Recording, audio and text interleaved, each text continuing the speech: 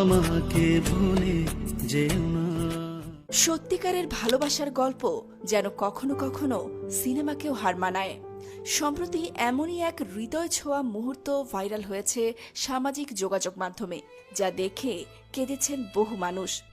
ভালোবাসার মানুষটিকে শেষবারের মতো দেখতে বিয়ের আসর থেকে ছুটে গেলেন প্রেমিকা, যার সঙ্গে দীর্ঘদিনের প্রেম, হাসি কান্না আর হাজারো স্মৃতি জড়িয়ে রয়েছে। কিন্তু ভাগ্য আর পরিবারের চাপে সেই প্রেমের সম্পর্ক পরিণতি পায়নি, অন্য কারোর সাথে বিয়ে হয়ে যাচ্ছিল।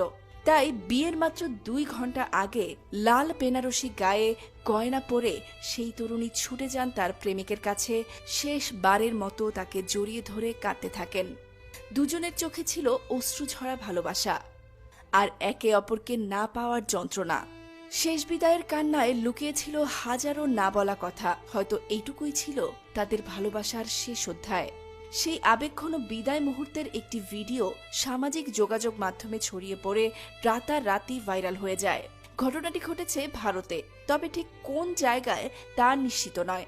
তবে একটি বিষয় স্পষ্ট, ভালোবাসা কখনোই মরে না, হার মানে না সময়ের কাছে, হারিয়ে যায় শুধু বাস্তবতার নিষ্ঠুরতায়।